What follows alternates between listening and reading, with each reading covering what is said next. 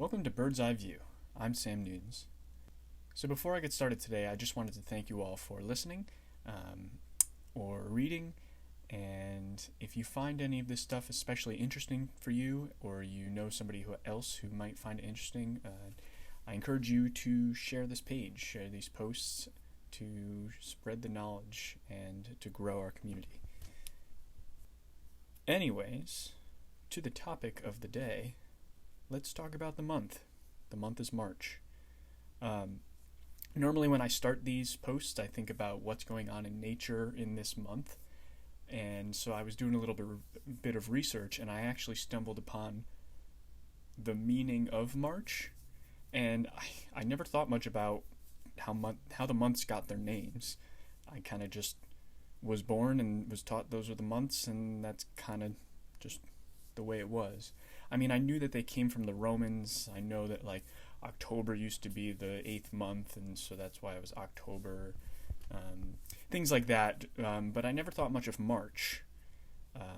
And if I'm sharing it on this blog, it definitely means that it's related to nature. So, March comes from the Roman god of Mars. Now, you're probably thinking, Sam, Mars is the god of war, so what does this have to do with nature? Stay with me here. Yes, Mars was the god of war, but he was also the god of agriculture, which I did not know. So, the Romans would have festivals in March and October to celebrate the beginning and end of the warfare season, but also the crop season. So, why in March? Why the third month of the year?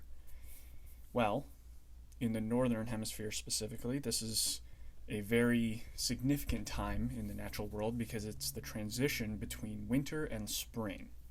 So the Romans could start planting their crops to fuel their empire and their armies, and their military campaigns could begin, or resume again. So March is actually a very important month in the agriculture world. So they named the month March after the god of agriculture because this month is very important in the agricultural world.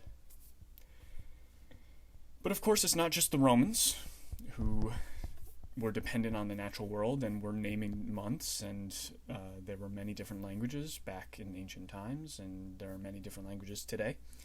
And there are other cultures actually that have the name for the third month of the year, a name that's related to nature.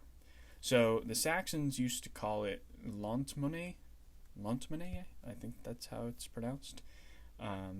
This relates to, it's a term that's related to the lengthening of the days. So we just had daylight savings time, we now have more light, and after the spring equinox, which is coming up soon, we're going to be getting more and more light throughout the day. So Lontmone, or Lontmanat, is a word that is symbolizing the lengthening of the day.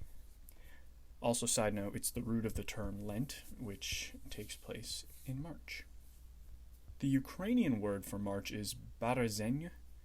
Yes, I did have to use Google Translate to figure out how to pronounce that, and I still probably messed that up. It's spelled Berezen, but of course they have a different alphabet, so it looks different. And if you want to see how that looks, you can look at the text of this post. I have it written there.